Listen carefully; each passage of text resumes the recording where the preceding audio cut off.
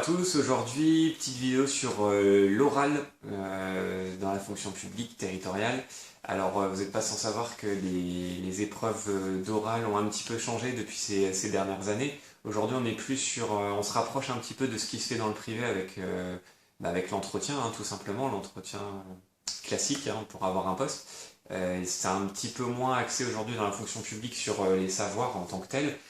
C'est aussi plus sur le savoir-être, sur la présentation de son parcours, etc. Même s'il y a encore une petite dimension cours, hein, faut quand même travailler le fond. Mais vous avez dans maintenant toutes les catégories une présentation de 5 minutes où vous devez présenter votre parcours, votre souhait professionnel d'évolution, etc. Et du coup, cette petite vidéo rapide, juste pour voir avec vous les deux façons classiques de présenter votre exposé. C'est pas transcendant, il y a sûrement des meilleures façons de le faire, des façons plus originales. Mais en tout cas, c'est les deux façons aujourd'hui que je vois, pour en avoir parlé notamment avec des formateurs et puis des gens qui sont habitués à être membres de jury.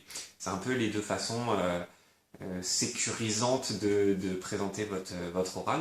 Donc la première, c'est de se dire on va présenter les choses par bloc de compétences, c'est-à-dire que vous allez parler d'une compétence que vous avez par exemple, si c'est en catégorie C par exemple en secrétariat, les différentes expériences professionnelles ou d'études que vous avez eues qui vous amènent à maîtriser cet aspect-là, par exemple je sais pas l'aspect organisation, que ce soit organisation de réunion, organisation du courrier dans un service, etc. etc. Bon, pour les gens qui sont plus cadres, ça va être, je sais pas, toutes les expériences liées à la conduite de réunion, par exemple. Sur plusieurs postes, vous avez appris telle et telle compétence. Donc ça, c'est un peu pour en avoir parlé avec beaucoup, la plupart des formateurs préconisent plutôt ce format-là. Au deuxième format, qui est donc deuxième format qu'on va développer tout de suite, c'est le format du classique en fait de chronologique. Il n'est pas forcément conseillé. Moi j'ai des formateurs qui m'ont dit non non je te le conseille pas parce que c'est un peu linéaire et c'est ce que tout le monde fait. Il n'y a pas de... En fait les gens qui font ça souvent c'est un peu par dépit, ils savent pas comment présenter les choses donc ils disent voilà en 99 j'ai fait ça, en 2001 j'ai fait ça, etc. Et c'est vrai que c'est pas super original, c'est pour les membres du jury c'est un peu barbant.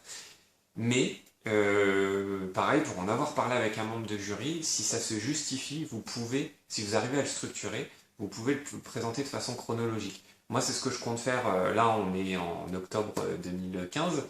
Si je suis pris à l'oral, ce sera en décembre. Et donc, moi, ce que je compte faire, c'est une présentation chronologique, mais organisée. C'est-à-dire que je vais présenter ça en deux points. Le premier point, ça va être le bloc mes études plus le boulot dans le privé, puisque j'ai cumulé les deux, et puis à la fin de mes études, j'ai enquillé sur plusieurs boulots dans le privé. Et puis une autre partie, je travaille depuis 2011 dans le public, dans une collectivité avec plusieurs contrats. Donc voilà, c'est pour... Là au moins c'est structuré, c'est pas linéaire, voilà en 99 j'ai fait ça, ça, ça. C'est de présenter vraiment les deux blocs et d'expliquer pourquoi c'est vraiment deux temps de vie différents et que dans le deuxième temps de vie, depuis 2011, il y a une logique aussi au fait que vous soyez présent ce jour-là pour le concours, que vous êtes motivé à continuer dans la fonction publique, continuer à évoluer, etc. Donc voilà, c'était les deux façons de présenter votre oral. Il y en a plein d'autres. D'ailleurs, dans les commentaires, n'hésitez pas à me dire comment vous envisagez de présenter votre oral.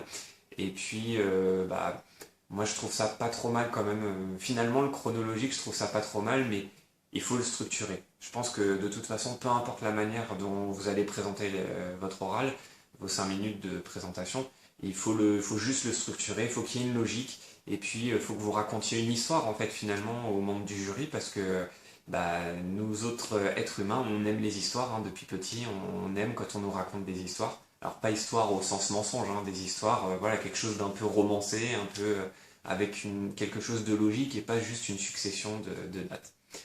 Voilà, bah écoutez, si les vidéos vous plaisent, n'hésitez pas à vous abonner juste en bas. Et puis je vous dis à très bientôt pour une nouvelle vidéo. Salut!